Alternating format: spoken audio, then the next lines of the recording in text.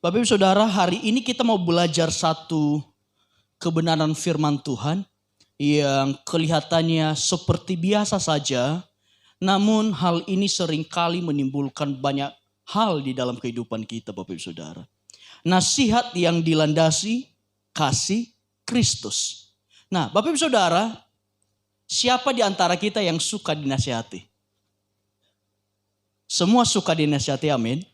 Tapi tahukah Bapak Ibu Saudara, ada nasihat yang berakhir dengan hal baik, namun juga ada nasihat yang menyakitkan hati. Nah, Bapak Ibu Saudara, kita akan belajar hari ini bagaimana sih nasihat yang dilandasi oleh kasih Kristus yang benar, sehingga terlepas dari orang lain mau terima atau tidak, tapi bagian kita lakukan dengan baik. Nah, Bapak Ibu Saudara, lebih sering dinasihati atau memberikan nasihat? Dua-duanya seimbang ya. Karena setiap hari kita berjumpa dengan orang, setiap hari kita bersosialisasi dan banyak hal lainnya. Bapak Ibu, tujuan nasihat itu adalah supaya seseorang yang kita anggap teman, bahkan keluarga, saudara, adalah supaya hidupnya berubah, supaya hidupnya lebih baik, supaya hidupnya terarah. Nah, kita baca satu firman Tuhan di 1 Timotius 5 ayat 6. Kita baca sama-sama ya. 2, 3 ya.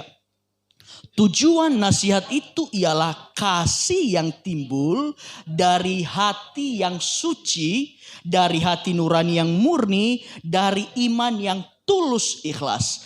Tetapi ada orang yang tidak sampai pada tujuan itu dan yang sesat dalam omongan sia-sia.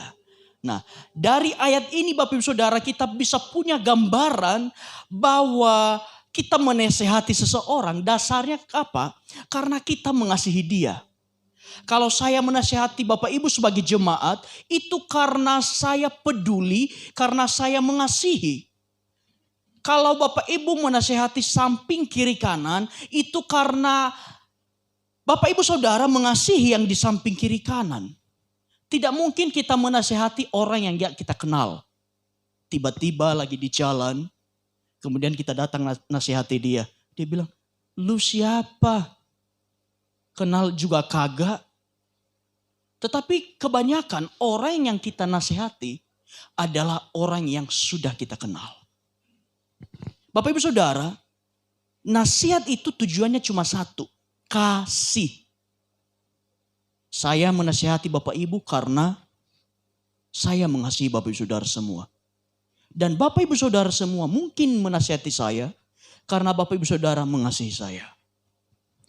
Tetapi dikatakan ada orang yang tidak sampai pada tujuan itu.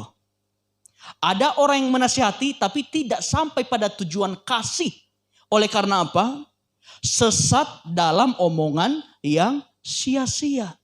Sehingga nasihat itu bukan nasihat, tetapi omongan yang sia-sia. Saya berharap Bapak Ibu dan saya yakin setiap orang yang kita nasihati tujuannya cuma satu. Supaya dia berubah, supaya dia lebih baik. Tetapi nasihat itu tidak sedikit begini Bapak Ibu. Ada yang berakhir dengan kemarahan. Istri menasihati suami tidak jarang terjadi, malah terjadi percecokan. Sesama teman menasihati tidak jarang terjadi yang ada kemarahan. Kita menasihati seseorang yang ada bukannya dia berubah, yang ada dia malah dendam kepada kita. Dan bisa jadi ada orang yang dinasihati yang berakhir dengan keributan, berantem karena dinasihati. Terlepas dari orangnya mau terima atau tidak. Tapi hari ini kita mau belajar bagaimana menasihati yang benar. Bagaimana seorang suami menasihati istrinya yang benar. Nggak usah jauh-jauh deh Bapak Ibu Saudara. Kalau misalnya seorang suami di rumah punya kebiasaan letakkan handuk di atas kasur, maka istrinya bisa menasihati dengan cara baik-baik atau dengan cara tidak baik. Kalau tidak baik begini, kamu tuh punya mata gak sih? Ini kasur basah loh kalau kamu taruh handuk. Kira-kira suaminya bilang apa? Pasti marah balik. Tetapi kalau seorang istri bilang ke istrinya gini, ke suaminya bilang begini, "Pa, kasur kita nanti basah loh. Cobalah nanti dijemur di luar." Pasti suaminya pun menyambut dengan begini, "Oh iya maaf ya. Tapi kalau sudah diawali dengan kamu tidak punya mata ya." Pasti marah. Nah Bapak Ibu Saudara, yang kita inginkan dari nasihat kita adalah ini. Nasihat itu berakhir dengan sukacita dan damai sejahtera. Sehingga orang yang kita nasihati berakhir bilang begini, "Terima kasih ya." Misalnya, kita nasihati dengan baik-baik. Kalau kamu bicara itu, cobalah sampaikan dengan baik-baik. Biar orangnya terima dengan baik. Kalau diterima dengan baik, dia akan bilang begini, "Oh oke, terima kasih ya. Mungkin saya tadi omongan saya terlalu kasar. Ke depan saya tidak akan ulangi lagi." Tapi kalau kita melakukan yang tidak baik, sering terjadi seperti yang tadi, yang ada apa? Kemarahan, dendam, bahkan tidak jarang terjadi keributan. Dan yang saya sering temui ini terjadi di mana? Di keluarga suami istri. Karena saking dekatnya, akhirnya merasa bebas mau ngomong apa saja. Segala kebun binatang keluar dan banyak hal lain lagi. Tapi saya percaya setelah hari ini kita belajar tentang kebenaran firman Tuhan, kita akan semakin lebih baik lagi dalam menasihati baik sesama kita maupun keluarga kita. Bapak Saudara, bagaimana supaya nasihat kita bisa membuahkan hasil yang baik, bisa mengubah seseorang? Satu, aturan nasihat sesuai firman Tuhan. Yaitu empat mata. Nah, Matius 18, 15, 17 dikatakan begini. Apabila saudaramu berbuat dosa, tegurlah dia. Justru kalau kita tahu orang berbuat dosa dan kita diam-diam saja, itu tandanya kita tidak punya kasih, kita tidak peduli. Justru kalau ada di jemaat di tempat ini, sudah lama tidak beribadah, kita biarkan saja terhilang, maka kita tidak punya kasih. Tapi kalau kita punya kasih, mungkin sekali dua kali kita WA dia, "Kok sudah lama tidak ibadah? Yuk ibadah hari ini yuk sama-sama dengan kami." Kalau ada orang berbuat dosa, tandanya bahwa kita mengasihi dia, kita tegur dia, kita kasih tahu ke dia yang mana yang baik. Justru orang berdosa tanpa dikasih tahu, itu tandanya kita tidak punya kasih. Dikatakan apabila saudaramu berbuat dosa, tegurlah dia di bawah 4 mata. Seringkali yang menjadi permasalahan pada saat kita menegur orang adalah kita tidak melakukan seperti yang ayat ini katakan. Dia berbuat salah lalu kita tegur dia di depan umum, sehingga yang terjadi apa? Dia merasa malu dan bukannya dia menerima nasihat kita, yang ada apa? Dia dendam kepada kita. Karena menegurnya di mana? Di muka umum. Tetapi firman Tuhan mengajarkan kepada kita, tegurlah dia di bawah 4 mata. Jadi Bapak Ibu, 4 mata tuh gampang. Matamu ada berapa? 2. Mata dia berapa? 2. Jadi kalian berdua. Jangan bawa siapa-siapa dulu. Karena kita harus mengerti. Mungkin kalau kita tegur ada orang lain, dia merasa malu. Bapak Ibu juga perlu tahu, kalau punya anak-anak, jangan ditegur, dipermalukan di depan umum. Nanti sampai rumah, kasih tahu dengan baik-baik. Apalagi kalau dia lagi bersama dengan teman-temannya, orang tua tegur, biasanya anaknya sakit hati tuh. Dan bukannya makin berubah, anaknya makin berontak. Firman Tuhan berkata, tegurlah dia di bawah 4 mata. Jika ia mendengarkan nasihatmu, engkau telah mendapatkan ia kembali. Jika ia tidak mendengarkan engkau, makanya selanjutnya, bawalah seorang atau 2 orang lagi. Kalau 4 mata tidak berubah, kalau kita peduli, maka kita bawa teman kita. Kita nasihati dia lagi.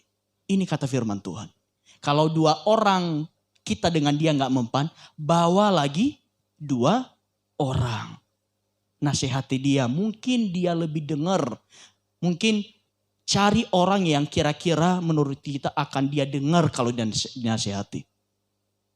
Dan dikatakan supaya ada keterangan 2 atau 3 orang saksi, perkara itu disangsikan. Jika ia tidak mau mendengarkan mereka, tidak mau mendengarkan lagi antara 2 orang, 2-3 orang. Maka firman Tuhan berkata, sampaikanlah soalnya kepada jemaat. Yang sering jadi keributan apa? Belum ditegur secara 4 mata, sudah dibawa kasusnya ke dalam jemaat. Sehingga yang terjadi apa?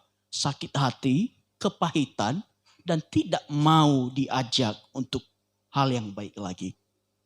Jadi mulai hari ini Bapak Ibu Saudara, kalau mau menegur orang, kalau mau menasihati orang, jangan tegur dia di depan orang banyak dulu.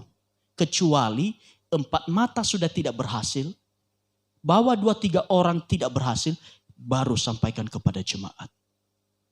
Sama kalau misalnya ada jemaat yang bandel, saya nggak akan tegur langsung di depan forum, tapi mungkin saya akan lakukan pendekatan. Tidak berhasil dengan pendekatan yang saya lakukan, saya bawa mungkin pengerja 2-3 orang. Dan kalau tidak misalnya sudah parah, baru disampaikan kepada jemaat-jemaat kita yang ini sudah pindah gereja ya. Begitu Bapak Ibu Saudara. Juga kalau kita negur suami kita, suami itu punya ego yang tinggi. Tanya kepada bapak-bapak di tempat ini, siapa yang mau ditegur di tempat umum? Baiknya, misalnya kalau ada kesalahan, jangan tegur depan jemaat di sini. Yang ada apa? Bapaknya bukan berubah, Bu. Bapaknya makin menjadi jadi.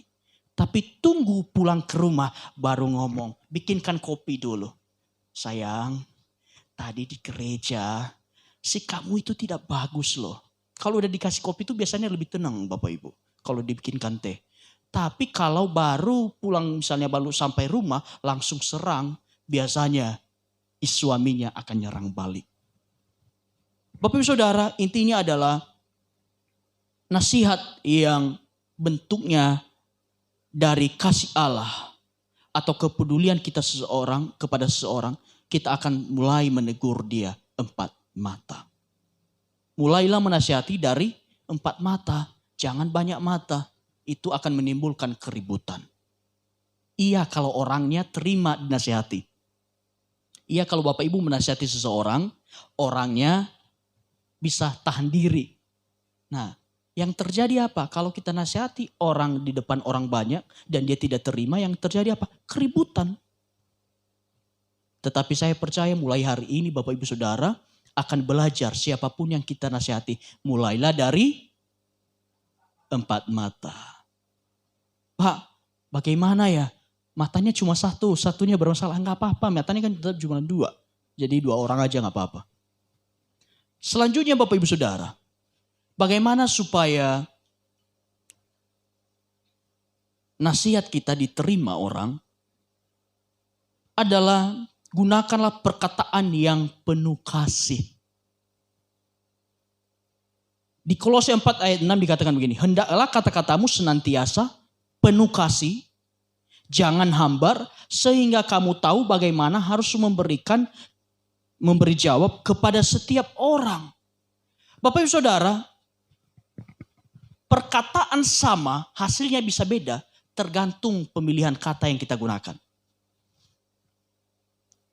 Misalnya ada jemaat datang terlambat. Kemudian Asar ngomong begini. Bapak mungkin di jalan tadi ada masalah sehingga datang terlambat dia. Oh enggak, memang terlambat bangun. Kan itu enak kan. Tapi kalau Asarnya udah nyolot. Dari dulu kau ini terlambat terus. Kapan kau ini bisa datang tepat waktu? Tujuannya sama. Tujuannya apa? Supaya dia datang ibadah tepat waktu. Tetapi cara menyampaikan kita, ada penyampaian yang penuh kasih dan ada penyampaian yang barbar. Saya percaya kalau kita sampaikan dengan penuh kasih, maka mungkin minggu depan dia akan berubah. Oh iya ya, saya datang terlambat terus. Gak enak sama Asarnya. Asarnya Bu Eka lagi depan, aduh. Tapi kalau kita sampaikan dengan kata-kata yang kasar, maka dikatakan Efesus 4 dan 9, dikatakan begini. Janganlah ada perkataan kotor keluar dari mulutmu, tetapi pakailah perkataan yang baik untuk membangun di mana perlu supaya orang yang mendengarnya beroleh kasih karunia. Bapak Ibu Saudara, coba perhatikan hidup kita. Perkataan kita setiap hari orang lain dengarkan, ada adem ayem, atau pada saat orang lain dengarkan perkataan kita jadi sakit hati. Kita harus melihat bagaimana hidup kita, bagaimana kita berkata-kata. Jangan sampai perkataan kita menimbulkan syak bagi hati orang. Saya sudah katakan Bapak Ibu, tujuannya sama. Kita mau supaya jemaat datang ke gereja. Tetapi pergunakanlah kata-kata yang baik. Nasihat itu perkataan kasih bukan amarah. Beda orang yang menasihati dengan kasih, beda orang yang menasihati dengan amarah. Bapak Ibu Saudara, kalau nasihatmu sudah berisi amarah, maka saya percaya itu bukan nasihat lagi, tetapi lebih ke menyerang pribadi seseorang. Kalau kita menasihati, kita ingin dia berubah dan kita kasih tahu nggak bagus loh kalau begini. Tapi kalau nasihat kita sudah berubah jadi amarah, maka kita cenderung menyerang pribadi dia.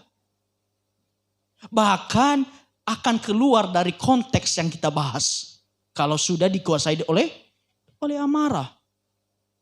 Nasihat itu bukan nyerang pribadi seseorang sehingga nasihat kita bisa diterima dengan baik. Ingat tadi di ayat awal dikatakan, tetapi ada orang yang tidak sampai pada tujuan itu dan yang sesat di dalam omongan yang sia-sia.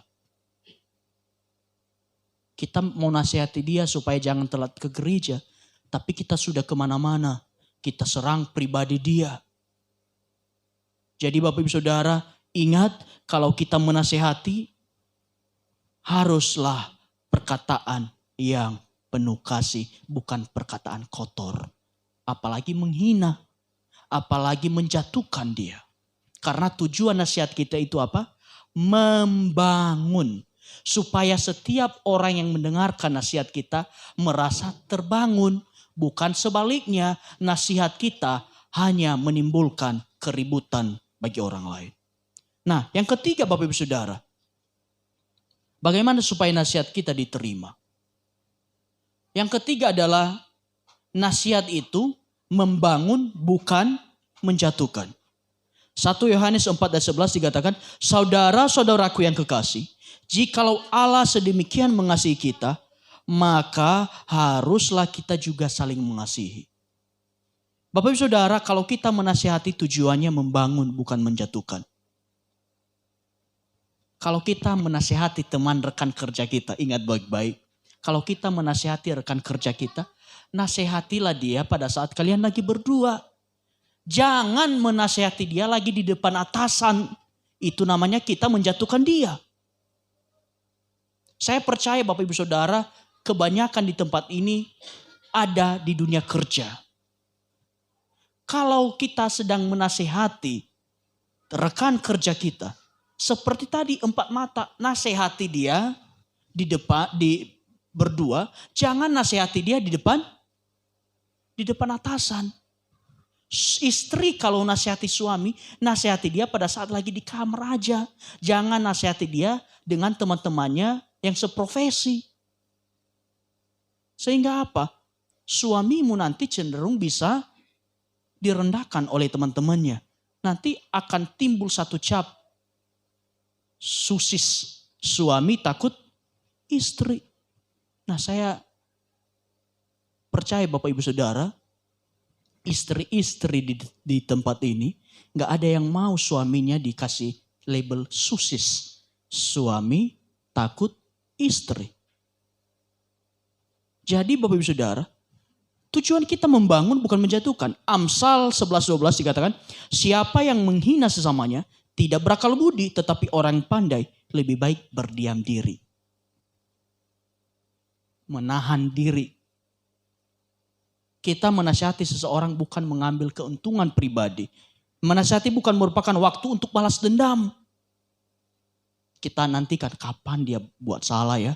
Saya permalukan di depan banyak orang. Itu bukan nasihat. Tetapi kalau nasihat itu tidak ada sama sekali berisi dendam. Juga menasihati tujuannya supaya orang terbangun atau sadar dan bahkan bertobat. Bukan sebaliknya malah terpuruk. Bapak Ibu Saudara, ingat baik-baik. Jangan sampai omongan kita menghancurkan hidup orang lain. Jangan sampai omongan kita menjatuhkan orang lain. Jangan sampai omongan kita membuat orang lain kehilangan pekerjaan. Jangan sampai omongan kita membuat suami istri bertengkar. Jangan sampai omongan kita membuat sesama jemaat berantem. Tetapi biarkanlah omongan kita membuat orang itu lebih baik. Jangan sampai omongan kita, perkataan kita, atau nasihat kita bahkan membuat orang lain terpuruk. Saya percaya Bapak Saudara malam hari ini kita belajar banyak hal. Pulang nanti kita praktekkan sama-sama. Menasehati bukan untuk mempermalukan. Kalau tujuan kita jelas mau menasehati seseorang, maka kita tahu kita akan panggil dia. Tetapi kalau sudah ada unsur ingin mempermalukan, maka mungkin nanti pulang ibadah, dia baru berdiri mungkin langsung, kamu itu tadi datang telat ibadah, gimana sih? Kamu itu tahu sudah pelayanan, tapi kok nggak datang tepat waktu? Yang terjadi apa? Bukannya dia berubah, malahan bisa jadi hilang. Tetapi biarkanlah nasihat kita bukan untuk mempermalukan, tetapi cenderung untuk membangun orang lain. Amin. Jangan kita mengambil keuntungan pribadi ketika menasihati seseorang. Jangan sampai kita punya rekan kerja karena kita tahu dia lemah di situ, kemudian depan atas, iya kamu itu memang suka terlambat. Gak bisa dikasih tanggung jawab lebih besar. Udah Pak, kasih saya aja, jangan kasih dia. Suka terlambat. Itu namanya kita mengambil keuntungan secara pribadi. Tapi biarlah kita belajar menasehati sesuai dengan firman Tuhan. Terakhir Bapak Ibu Saudara.